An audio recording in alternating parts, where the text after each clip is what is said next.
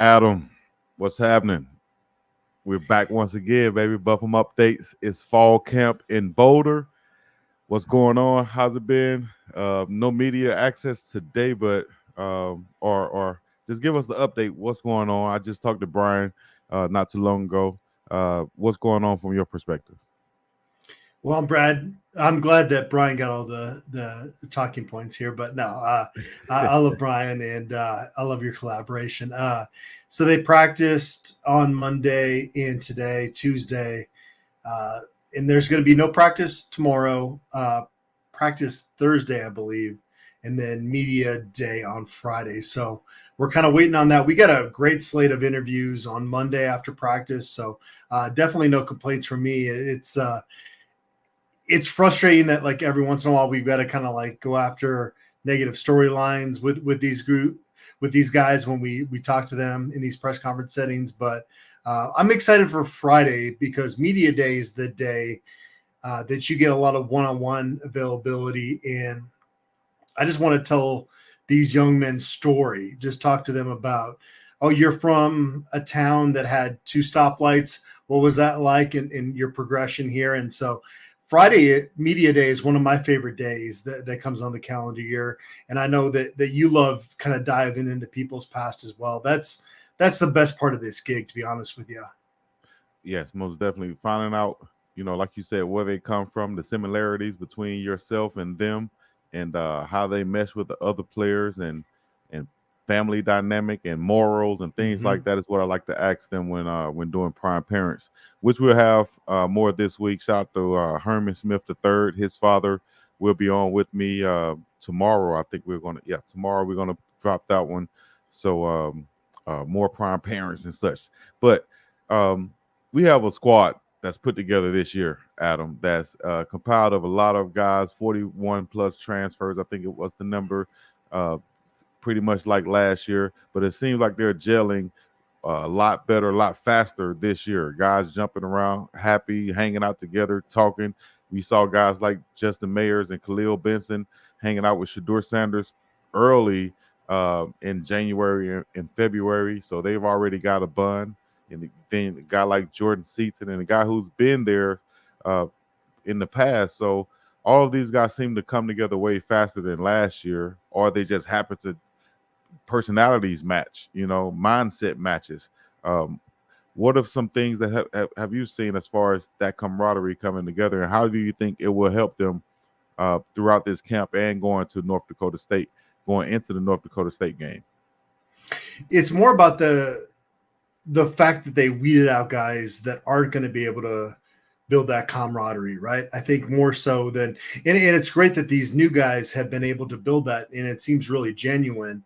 But it was something last year that when you rebuild a roster in one off season, you just cannot get into the weeds with every player you're going to bring into your program. You go out in the transfer portal, and you've got to make really quick evaluations. And sure, you can make some phone calls and get a little bit of insight from this person, that person, but until you're around them every day throughout a football season, you don't really see those true colors come out. And there's going to be a couple guys they brought in through the transfer portal this year that will be, for whatever reason, sour grapes leaving the door next year because they didn't want to work hard enough, or it was, whatever it may be for them. Maybe they just didn't win out the position because they weren't talented enough is probably the more likely scenario to play out there. And but for the guys that are going to be on the field competing for this team, I think there's going to be definitely a different level of camaraderie this season. And I'm looking forward to that. I was pretty optimistic last year. I picked this Colorado team to go 6-6, and I still think, looking back, that it should have been a 6-6 team, even despite the fact that the O-line struggled and they didn't have a ton of edge rushers, and the second cornerback spot was a little bit iffy at times, and they struggled against the run, but it was still on paper talented enough to go 6 wins. And so that's why I've been really confident, Chico, this whole time since that fourth transfer window under Coach Prime ended. going into the summer that no, the floor is 6 wins for this team, and bookmark it, save this link, whatever it is. I don't care. Like, I feel very confident in that prediction. Now, where does it go from there? It's hard to say, but I'm pretty excited covering this team this preseason. Yeah, definitely. A lot of new faces and new names. Some explosive wide receivers. We saw today from the videos that was dropped that the wide receivers had a great practice last couple of days, showing that high energy and the things that Coach Pat Sherman, the offensive coordinator, loves to see. He said, "Whatever you guys did last night," and I've heard this before from a coach, but he said, "Well, whatever you guys did last night, double down on it, do it again." Because you guys came out here with a different attitude, and that's what we're looking for. That's how we play ball with those wide receivers. We named some guys before, but we've seen how deep that unit is. The tight ends are another unit that's probably just not solidified who's going to be that starter yet, as the coaches would probably say for every group or a position unit other than maybe Shador and Travis. There's no starters out there. So let's talk about a unit that may be unsung that are just not talked about and looked over. And that could be the tight ends. It could be maybe every other position probably been really analyzed like with the fine tooth comb. Who are some guys out there that are going to make some plays this year that we need to be talking about? Anybody that is not talked about enough this point has not been paying attention to us, right? We've talked about all the guys coming up through the Talking about ranks. everybody.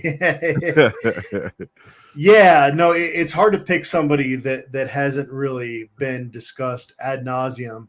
But Trevor Woods was the guy that got a lot of off season discussion in terms of, okay, he's too small, he can't play linebacker. He comes in early on with his meeting with the media, says he's 217, and it's like, okay, he's really taking this seriously. And not that anybody that knows Trevor Woods very well would think that he wouldn't, but just seeing that mass put on him and going, gosh, he could still put on some more weight. So I'm not ready for the Brian Urlacher comparisons yet, but I like the fact that Coach Prime brought him That up was at pretty Big 10 lofty. Media, because it puts Trevor to like have that extra carrot to reach for, and when your coaches believe in you, that's such a great feeling as a football player. In Trevor Woods has been a playmaker since he got on campus, even as a freshman at Colorado before Coach Prime arrived. It was just kind of that gene. And that's one of those that you can't coach. You can coach technique, you can coach some things, but just that innate ability to sense things and be able to break on it or see a fumble and just not have that half second of hesitation and just dive on it. And Trevor Woods is one of those guys. So I know we talked a lot about him, but we've talked about a lot of people. Tawfiq Thomas is one other I want to throw out on the defensive line. Okay. He got a fumble recovery for a touchdown the other day, and it just continues to solidify the fact that I think there's 8 guys in that defensive tackles room / edge group. If you kind of throw BJ Green and other guys into both groups, he's going to be a guy I think that's going to play quite a bit for the Buffs this year. And as far as letting up off the gas, those defensive line coaches won't allow them to let up off the gas, as we've seen Tawfiq Thomas and such. Like you said, just showing that high energy, bouncing around with that defensive line. Shane Coates did an interview, and he talked about now being 285. I would think he was about 275 last year. Now he's about 285. I think they had him listed at that, though. But truly 285, 287. I saw when I posted that video that the comments were, "You're still too small. You're too small. That's not enough." Well, why would you think some comments would be out there saying that that's not enough, being 285 pounds for Shane Coates? And he's going to be moved a little bit more inside this year, from what I've been seeing, playing a lot more of 3 technique and such. I think he'll be pretty good at the 285, between 285 290 range. I don't think too much more than that is what he needs to play at. It might be uh, a lot heavier feeling then, but 285 290 range I think is good for him. What do you think about that with Shane Coates beefing up to 285? Shane Coates is going to play less snaps in 2024, but he's going to make more of an impact especially in terms of the box score. And that's because you look back to last year, and Leonard Payne Jr., I think, is still kind of getting a look in the NFL, right? He was Yeah. a big bodied guy, kind of, in the lines of some of these guys they brought in. But aside from Shane Coates and Amari McNeil, of course, they didn't have a ton of depth on the defensive line last year. And so this year it's going to be kind of these waves that come at the other opponent and different techniques that get thrown in there based on the situation. And Coates is that guy that can play a lot of different spots. I think he fits really well into Robert Livingston's defense, and probably will not play again the bulk of what he did last year, but I'd be really surprised if he's not more of an impact player for the Buffs. Yeah. And like you said, from outside more to inside this year, Shane Coke, and that was more from necessity based off of the limited depth that they had on that line. But then you bring in this year a lot of guys who have that past of playing and starting, on the college level and being productive. So here are a couple picks that I liked. You posted some picks also on buffstampede.com. I need to pull those up. Were you able to get out there and snap some yourself or wifey? How did that work? I borrowed her photo equipment because she's got a day job. So yeah, the photo windows were early in the morning. So I got down there. The first time I thought I was starting to get it. And then the second time I couldn't figure out the settings, but I Oh, rallied, it was like a fourth quarter rally. I tried all the settings and I got at least enough photos for a gallery, but I've definitely, my wife is the photographer for our website, and it's kind of cool. I got back and I was frustrated with editing the photos that I got from Monday's practice, just saying, I don't know how to do this. This is not my gig. And I got an email from Nebraska, and the photo credential we submitted for my wife to cover that game and take photos at Memorial Stadium in early September was approved. So we're going to nice. hit the road. We're going to head out to Nebraska together, and she'll be down on the sidelines. And you got to wait till then to get the better photos, I guess, is what I'm trying to say. Well, looks good from what I've seen. Good job out there. That's not what I'm trying to pull up right there. Let me see if I can share them with the people out there, or did I change it? See if I can put it up that away. Something like that. Got the photos y'all can check out right now online at buffstampede.com. If everybody can see those out there, taken by Adam. You could see now, there's a shot of Ryan Buell right here. Big fella, defensive tackle, came over from Ohio. He wore number 0 there. Of course, you won't wear number 0 here with Coach Prime already putting out there saying that, hey, we don't do the zeros here, dog. What do you feel about Ryan Buell, and what can he bring to this defensive front that's already pretty stout and deep? Mari McNeil, Chidozie Nwankwo, of course, and Quinn Barnes, TC Victorian Carter, who was able to catch the punt to relieve the guys of after practice meetings. Shout out to him too. So Ryan Buell, productive player last year. I think he made third string all conference, third team all conference. What do you think about this guy? Yeah, this is actually, now that you show this picture, probably should have been my answer to your first question about kind of a sleeper on this team, right? Because Mm-hmm. we go out to practice and we see Tawfiq Thomas and Quinn Barnes and, Torian Carter, guys that are just really put together. Buell is coming up from a different level at Ohio.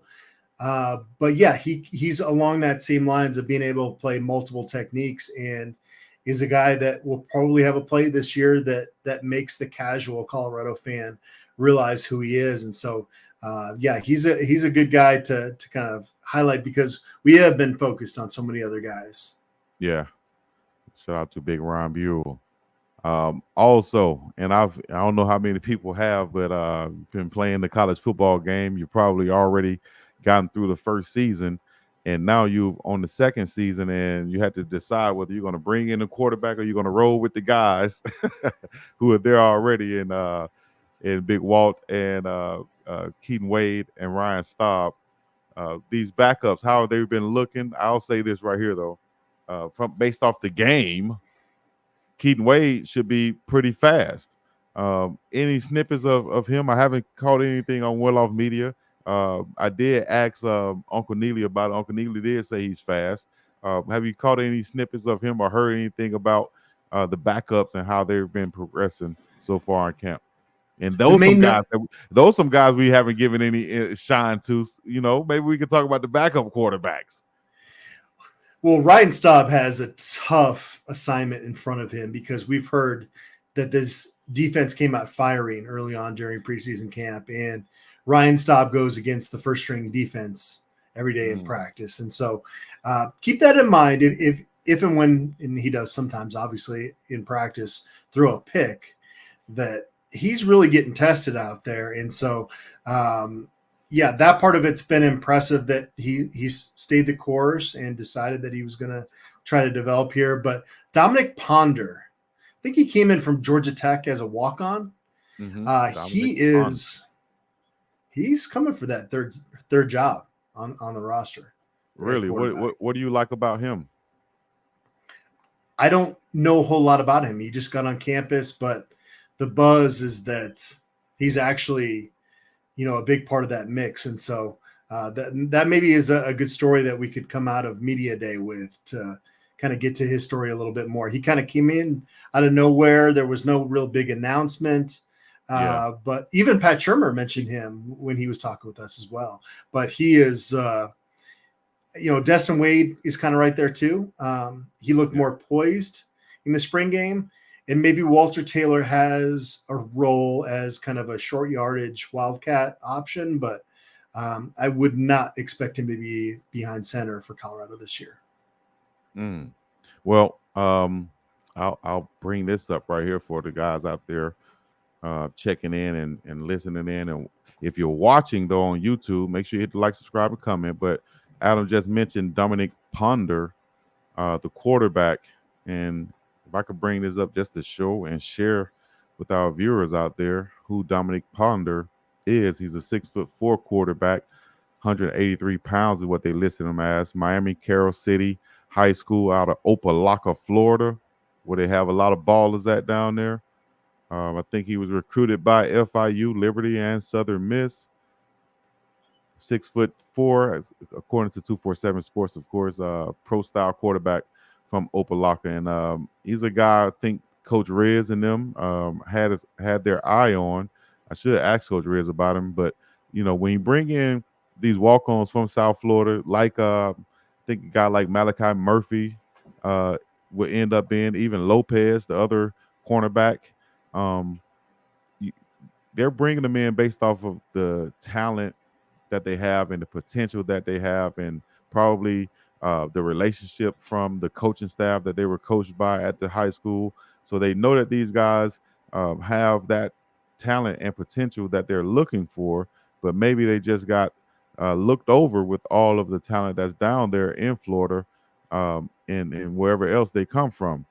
That's some things like I've seen before where you go to college and you're playing next to a guy that you feel like is not better than the guy you played with in high school, and you wonder, why didn't you guys recruit my high school teammate other than this guy? Well, a lot of guys just get looked over, grades. They don't put out film. They don't go to camps or things of that nature, but they have the talent and the ability to play. So he might be one of those guys based off of our recruiting effort. We got to give some props to the recruiters, with Coach Riz and Corey Phillips and staff. If they're recruiting them, we have to put some trust in them, especially this year, that there are guys that have the talent to play on this level. And some guys, to build off your point there, Chico, is some guys just develop a little bit later too. Facts. And because you're really not hitting your peak until you're mid to late 20s. And so we put all these evaluations out there when they're 16, 17, 18 years old. And Right. some of them live up to that, but that's why it's such an inexact science. That's why even the NFL, they have a hard time really having, a ton of success in terms of that hit rate. With walk-ons joining the program, your hit rate is really low at the college level. It's you do a story on 20 walk-ons and maybe 3 or 4 will have a role on the team or stick around for a while. And so that is a quick churn. And so it's always a great story when a Charlie Offerdahl or a Dominic Ponder come in and have that type of impact on your program, because it wasn't the easy road to get there, right? Yeah, definitely not. But if they just put in the work, man, you might be like a Charlie Offerdahl and eventually get that scholarship based off of the work that you put in and being consistent with it. So it's there for the taking. And if you develop later, I'll say this: sometimes it goes the opposite way. Like you have a 5-star guy, but they don't really flourish in college because you don't realize until you get to college sometimes that, damn, there's a playbook that comes with this. There's learning that comes with it. There's things. I got to go to another meeting. When are we going to play? Type of stuff. And that might be Chico, you know who you're talking about right now. Yeah, I'm just talking in general now. Trust me, there were guys before who people think I'm talking about right now, and there are going to be guys after Fair who enough. people think I'm talking about right now that are 5-star quality and actually been rated as a 5-star, but they just not able to get it. Put it like this: organized sports versus out in the street basketball versus team organized basketball, right? I know you, with your basketball background, I know you've seen and experienced or whatever, right? Guys who can play out on the courts without the rules or without the referees or without the coach authority. But once you put them in that gym and you got a coach and a referee, their game goes down in toilet bowl, man. So oh you know what yeah, I'm talking about. I needed the referees, that's for sure. See, I was a guy like that too. I took it. I could play both, but I took advantage of having the referees. It's just that my game was more like a Draymond Green or a Dennis Rodman. So out in the streets or on the playground, I might be subject to fighting or having to defend myself from fouling somebody so hard. But in between the lines with the referee out there, I'm okay because I stood up and said, I'm getting me 4 hard fouls today, coach. 4 hard fouls. They give us 5. I'm getting 4 hard ones every game. That was me. Yeah. So, hey, Well, we I'm got glad I guys didn't. like that. I'm glad I didn't match up with you on the hardwood. I'm saying Oh, that. I had no problem fouling. I had no problem letting everybody know that that football was my actual background. So so you can see a little bit of Draymond Green out there and Dennis Rodman. So, hey, we got some guys on the team though, man, that's been making plays in that backfield, and we've been seeing some long runs being broken, and it seemed like it's been the same guys. And as a freshman, Michael Welch, always getting to that second level, third level, secondary, and able to, lower that shoulder, lower that boom. I know people are not really tackling right now, so it's kind of like just high thudding or getting in position to tackle and letting them go ahead. But Michael Welch being that bowling ball, man, looking like he's going to be hard to tackle and probably hard to keep off the field. Yeah, he has that dog mentality. We knew it when he was a recruit. We've seen it ever since he got on campus. He reminds me a lot of Philip Lindsay, who played for the Buffs Nice. and played for the Broncos for a while. Had a cup of coffee with the Miami Dolphins as well. Just, it doesn't matter. And Michael Welch is more put together than Philip Lindsay, honestly. And Philip didn't have a ton of top end speed, but it was just this will that was within these individuals that it's also about knowing how to, when you're going to absorb contact, turning and getting that extra yard or two. And that seems to be another strength of Michael Welch. That was a strength of Philip Lindsay that, uh, and even a little bit in short doses, we saw Anthony Hankerson do that a little bit, where when he was going to get hit, that it wasn't going to be uh, the officials weren't coming at that spot. They were going to come a couple yards down because they were going to power through that. Yeah. And that's what Michael Welch seems like to me. And, this running back position is almost making me kind of stressed out a little bit because everybody's supposed to make predictions. And I really don't know what to say there. I said Augusta last time we talked.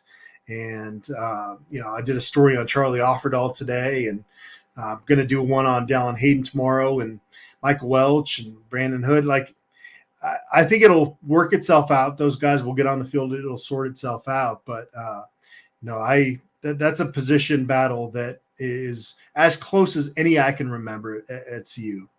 Yeah, that running back room, man. It's really a toss up right now. But I'm sure you will want to go. If I'm the running backs coach, I'm sure you will want to go with probably an experienced guy there because of things like pass protection and just off of what you've done in the past. We've seen like Hayden at Ohio State or Augusta over in the SEC. So, but if we have to have one of those firecrackers, with Hood or Welch, then we might just see it. But I think those three at the top with Charlie Offerdahl, Gustav, and Hayden, I think should be able to carry the load at least for the first couple games, and then see where it goes from there. So, can I ask you a question real quick? sure. I wrote a story on Charlie Offerdahl today, and the title was that he's working towards a significant role in Colorado's offense. Somebody on our message board asked, what would be a significant role? And I started to think about that. At first, the thought in my head was 50 carries. But, honestly, given how much this program is under pressure this season to succeed right away and shut up those haters, it feels like any carry that's not a garbage time situation is a pretty significant carry. But like just in terms of the way normal people would think about a significant role, where would you put that number for Charlie this year?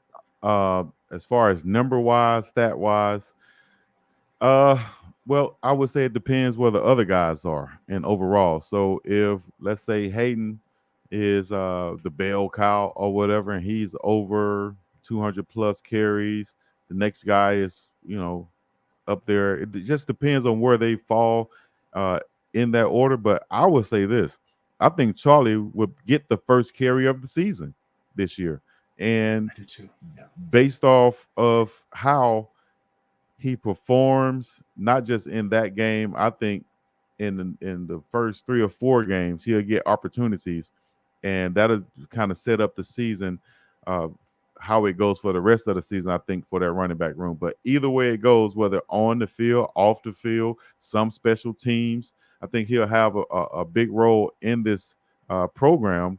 And I think it will be seen throughout the program, throughout this season, where his role is, whether it's, come in and throw checkdowns to him, hand it off to him. We got a formation we know that Charlie excels at, whether it's single back, I form, or whatever.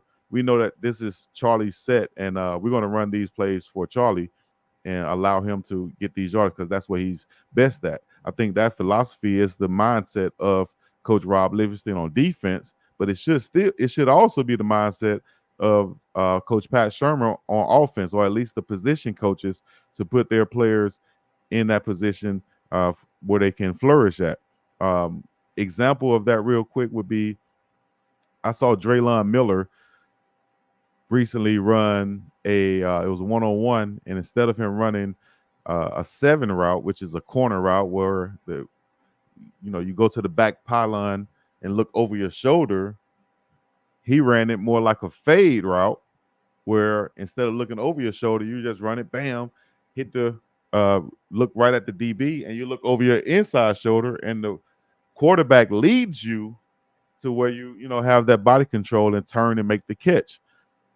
I've seen modified routes like that from young guys, and just having uh, putting guys in position like that to do what they're best at on the offensive side of the ball will help out this team also, just like they're doing on the defensive side of the ball. So that's why I think you'll see guys like Draylon Miller, uh, and it might not be even 30 catches on the season, but he'll have a small role where he'll get a handoff or kick return or a catch here and there on the season. So Charlie Offerdahl will have a impact on this season this year, I think. But that number, it's going to be hard for me to say whether it's 30 carries to 100 carries, but I think he will get those carries and he will make an impact. He gets the first carry and runs 80 yards for a touchdown, then I don't know what Folsom Field is going to look like. Oh my gosh. I don't know what I'm gonna look like. I would go crazy based off the fact how I went crazy last year when Jimmy Horn Jr. broke that against Colorado State. Oh man. So yeah. Yeah. With you were all talking what he about went through. Yeah, you were talking about Draylon Miller and kind of having a specialized role, and that's something that is a little bit unconventional about what Coach Prime is doing. If I can explain it, in the sense that he doesn't bring freshmen in to just have them sit, and there will be a reason for this guy or that guy to redshirt based on injuries or what have you, but they're far under that 85 scholarship limit this year, and that limit's going up to 105 in a couple of years. But I don't, as long as Coach Prime is at Colorado, I don't really see their strategy changing. Maybe once it goes up to 105, they'll get into the 80s or 90s. But he really doesn't want a lot of dead weight on the roster. He kind of wants guys that are competing every day, and you have to rely on a certain number of walk-ons to provide practice reps here and there. But it kind of does aid to, I think, a healthy locker room when guys have at least some role, even if it's a bit role. You talk about a Draylon Miller. If he catches a pass, against North Dakota State, how much is that going to do for his confidence going forward? And so, I think that I've been asked a ton about the scholarship number. When are they getting up to 85? And it's like, as long as Coach Prime is here, I don't think that's happening. And it's not really a bad thing as long as that second wave of depth is really quality on that roster. You don't need 85 scholarship guys in your depth chart to be successful. Nah, I don't think so. Heck, we had 85 when I played college. We had 115 total, I think, when we went on our bowl trip out here to Hawaii. And I remember thinking, damn, we got 115 people on this squad, basically, that's contributing and helping out or whatever. But we came down here and got our butts beat, and so you can carry that dead weight. It's not going to equate to wins necessarily. So I think he's going for that quality over quantity aspect, and getting those guys in. And if we can get the right mindset, because you can easily bring in the cancer, like that was the word that he went over today, and asked, what is that and where does it begin? Where does the cancer begin? It begins on the inside, and it spreads and works its way all the way to the outside.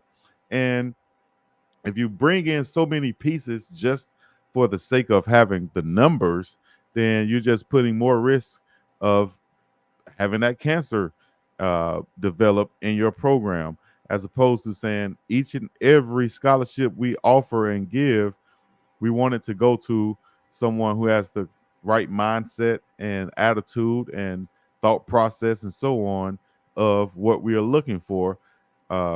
If not, then no, it's better staying vacant than bringing in a negative aspect that we would have to soon get rid of anyway. So I like that. That's that mindset of an old school coach going out there saying, "Hey man, all I need is 11. All I need is 11." RIP to my former high school coach. That's how he used to talk. But all I need is 11. 11 damn men who's willing to play, as opposed to having a whole squad coming out. So I like that from Coach Prime, man. You mentioned maybe there being some cancers on the team last year. They're providing a lot of content for Athlon Sports, those cancers last year, and it's great. That's one thing that I hope they get compensated for it, or at least getting something. But I will say, telling the tale. I will say, making up something. Come on, man. This is one side of it. that maybe doesn't get looked at is that some of these comments that have been proven to be flat out lies and they're just sour grapes. If you're a Colorado fan, you feel better that those guys are not in this roster anymore, and that those guys that are running their mouth, that they're not around Boulder anymore, right? I have a question. What would this guy think about that? How would he handle that? How would he deal with stuff like that going on? Whether it's an article or whether it's how would he deal with it? Oh, we're going back. So Gary Barnett was old school. I started covering Colorado in 2003, and Gary at that point had been the coach for 4 or 5 years, and I missed the 2001 game, 62-36 win over Nebraska that kind of shattered their dynasty there. So I come on the beat, and I'm young and still trying to learn. And there was one morning I get a phone call from Coach Gary Barnett at 5 a.m. in the morning. Mm. Rah, rah, rah, rah, rah, rah, rah, rah, rah, and he's just yelling in my ear about somebody claiming to have an offer from Colorado that didn't. And so Oh, we ended up chatting and kind of came to a common ground and ended up having a really good conversation. And throughout his tenure, I was still pretty young on the beat, kind of learning my way. But I love Gary Barnett because he would kind of tell it straight.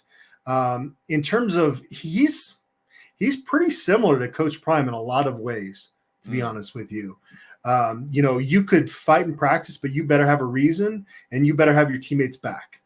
right. And that was a mentality they had. Again, 2001, you can go on YouTube and rewatch that game. It is an incredible display in the trenches that Colorado had that game. And so Coach Barnett and I are good now. I actually shook his hand as he was walking in before that photo window. So we get along well. It was one of those early learning moments for me. But in terms of the coach that he was, it was very, very similar. He was, he was somebody that would keep you on your toes as a media member. And I appreciate that because you always know where he stands. Where some Yeah. coaches that I covered at Colorado, it's like, which version are we going to get today? What does he think about this, that? With Gary Barnett, you didn't wonder those things. Isn't that the more respectful type person to deal with? A person where they stand, whether it's good, bad, in part, whatever it is. I can deal with you if I know where you stand. If I understand your views, if you got them on your sleeve, I have no problem with it. Even if some of them are offensive, but the ones that are most dangerous are the ones that's hidden. You know, uh, I guess this can go right along with it. Isn't Colorado like an open carry state? So you can openly carry something as long as people can see it. You need a permit when you're trying to conceal it, right? I don't think that's a mistake. I think it's like that because it's the same way with people. We can deal with you as long as we can see it and we know what it is. But it gets chippy, it gets dicey, it gets dangerous when we can't see it, and that's where the problems come in at. So I like that right there. Shout out to Gary Barnett, Coach Gary B. Coach Gary doesn't. Coach Barnett doesn't wear a firearm, but he's got a golf club in his hand most of the time. So he's That always might got a He's always got a weapon in his hand. that might be more dangerous right there, man. Shoe. I used to be scared of my mom and my grandmother's shoe. The little house shoe, because she'll pick it up and knock your head loose with it. Senior Edge, Deon Hayes, another picture from Adam right here. Shout out to him. Y'all go check these out right now on 247sports.com, buffstampede.com. This guy right here, Deon Hayes, I think he had 4 or 5 sacks last year at Pittsburgh, but we've seen his abilities and where he can come off the line for Colorado, going up against guys like Khalil Benson, Big Kirkland, and so on. Just having those battles and showing that competitiveness and being like a leader on that defensive line. Um, will he be the leader in sacks at the end of the year? Let's talk about his impact then. Same question you had for me on Charlie. I'll put on Deon Hayes. What would be a number in sacks, I would say, that would give him a huge impact for this team? You mentioned the 5 sacks he had at Pittsburgh last year, but he had such a bigger impact on the game with his pressures. It's very similar to BJ Green in that sense. They got their sacks, and those were fine numbers, but they were off the charts in terms of pressures. And so it's kind of like that shot blocker in basketball that he gets credit for the block shots in the box score, but how many shots did he alter based on not blocking the shot still? And so Mm-hmm. that's when I see Deon Hayes' picture here, that's what I think of. And when he first said that he was transferring from Pittsburgh to Colorado, he was kind enough to do an interview with me. And he's like, well, I'm turning those pressures into sacks. And I think everybody around Boulder, everybody watching this would applaud that. And I think he will have more than 5 sacks this fall, which was the number that led the team last year. Both Bentley and Jordan Dominic had 5 sacks. So if he gets 6, that's even a step up from last year's team total. But it's those pressures. It's getting in the quarterback's face. It wasn't always that 52 number with Shedeur Sanders getting sacked. It was a lot of the hits, the knockdowns. And I think Deon Hayes is going to be one of those guys that, kind of like in that UCLA game, that you just get really sick of him by the third or fourth quarter because he's got all these different pass rush moves, and it's hard for the offense to really hone in on him. Where, if you're going against an edge guy that's a freshman or sophomore, maybe you kind of figure out what their go-tos are early in the game. But Deon Hayes seems to have a really good toolbox, and that's why he was able to get so many pressures at Pittsburgh last year. And that's what I think of, is that shot blocker that, he could credit for 1 a game, but you're like, man, those other 4 shots that he affected were just as important, It's like when and this actually brought one of the most legendary moments, iconic moments in basketball, when Jordan went up and he went for the layup and he switched it to the left hand and finished with the left hand. Well, on the interview, what did he say? Why did he do that? He said, well, I went up and I saw long-armed Sam Perkins there, which he didn't even reach for the block, but he said, I saw him there, which was one of Jordan's teammates at North Carolina also. But he said, I saw him there. And so when I saw him, that's when I switched it mid-air so he wouldn't block it. That's that shot altering. And that's Michael Jordan. He made his, which became an iconic moment. But most people would go up there and they'll be, boom, and they'll clank it. They'll miss that shot. But that shot blocker did exactly what you said and altered that shot. So it's a good thing that Deon Hayes doesn't have to face Michael Jordan this year. Is the plan? Well, he has his quote unquote Scottie Pippen, and that's Sam Okunlola, who was his running mate on that Pittsburgh defense. So I think they would probably play it off each other as well. You put the pressure on him, and we'll meet at the quarterback, so to speak. And when you have guys like that with the same attitude on the defensive line, man, you're going to have some pressures and tackles for loss and sacks. 9-4's finest said, didn't he have nearly 50 tackles and over 10 tackles for loss as well? He and Sam were bright spots on that Pittsburgh defense. Exactly right. 9-4's finest. So let's go to this next photo before we start to wrap up here. Next photo is happened to be Uncle Neely of the pregame show. He's not a player. He's not a coach. Why did you decide to snap this picture of Uncle Neely? Unc is the man. Yeah. Why would I not is the question. You know what? He probably would say the same thing too, in an Uncle Neely type way. Hey, Chico, why would he not take a picture of Uncle Neely? No, I just saw him. So a couple ways of this, of course. I need to get Uncle Neely in the photo gallery because he's the man.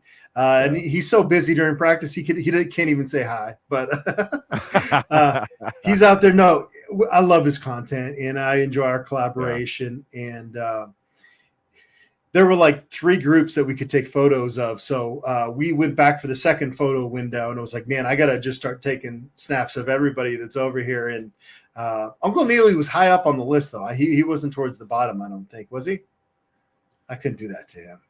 Oh well, I don't think you have them in order, so Oh, you okay. know Okay. to save your face on that one.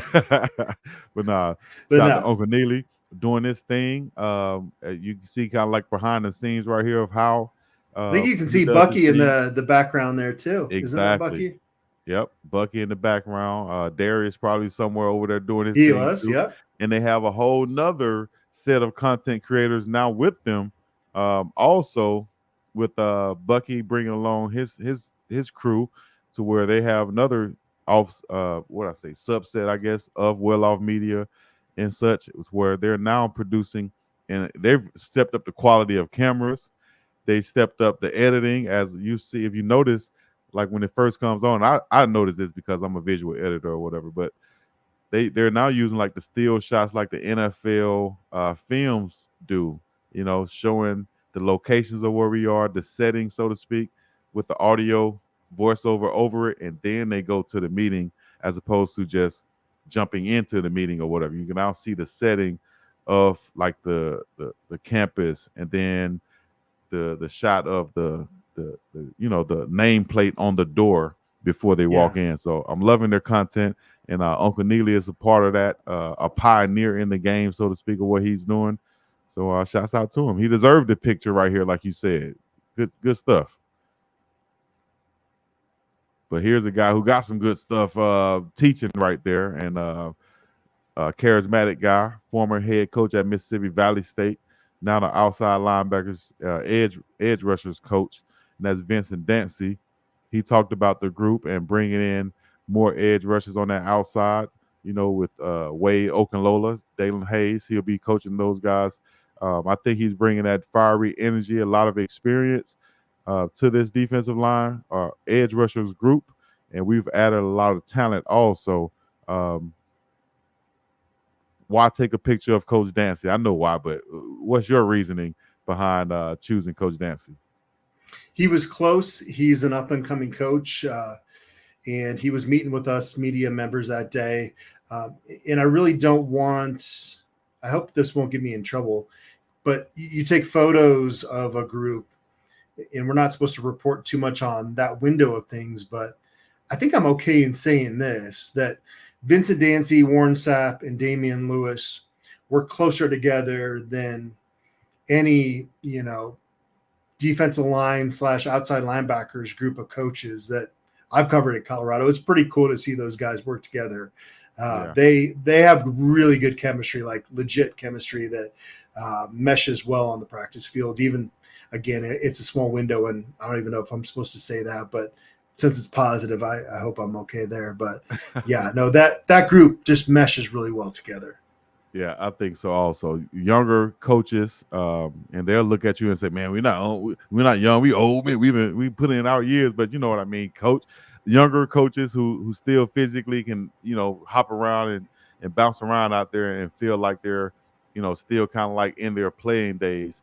Like you see them right here, you know, demonstrating, and a lot of guys are visual learners, and that's good to see with Coach Dancy, Coach Lewis, and Coach Sapp out there. But you also have on the offensive line guys like Coach George Hageman tag teaming with Phil Lodeholt, and Hageman played inside in the league, and Lodeholt played outside. So they've been tag teaming and working well together. Also, that camaraderie you're seeing on the coaching staff. Also, you have being fostered and bred in uh, the locker room with the players. So let's go to one more picture here. Last one. Let's see who it is. Coach Andre Hart. And he has a tough job this year, too. He got the linebackers. And you have a bunch of young guys meshing with the veteran guys, and who we usually mention each and every week in Bentley and Trevor Woods, Chainsaw Chaney, uh, Hill Green, Jalen Wester, Jeremiah Brown. That's six guys. That's three deep right there, who I would, pretty much feel comfortable with out there on the field. How is Coach Hart going to decide on who ends up playing with these young guys and veterans out there. It's just my perception of it, but I think he's just really comfortable with Bentley and Woods, and that comes with spending that time together last season. And again, mentioned earlier, Woods adding that weight. Bentley, I think I've said this probably 30 times since last season ended. He might have been the most improved player on the team in the second half of the season last year. And so if you're getting that production from him, it's hard to go away from that. But yeah, no, you like the depth they brought in there. And maybe Andre Hart has a different question or a different answer here, but based on kind of just what we've seen, I think those two guys, I wouldn't say solidified at this point. We're still early enough in camp, but it's hard to put a bet on anybody else there right now, I think. Mm-hmm. I'll say the same thing. I'm right there with you. Hopefully, those younger guys can really contribute on special teams. And Coach Prime made an emphasis on how important special teams is and how you can create a career for yourself in the league by starting out on special teams. So don't take that lightly. Linebacker, safeties, and so on. So, hey, another great talk once again, man. But we're going to continue to watch this fall camp develop and play out and get ready for North Dakota State.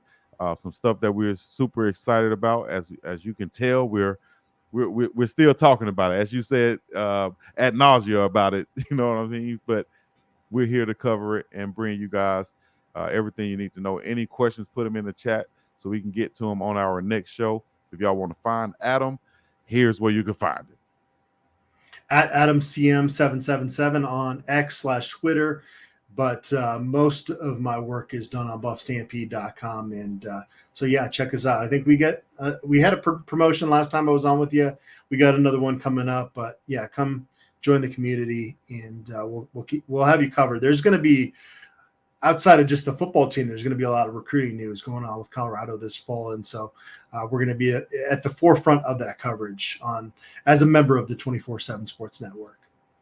Nice. All right. Stay tuned. Stay updated. Y'all follow myself on all social platforms. Big Dog Chico. We're live right now on YouTube, Facebook.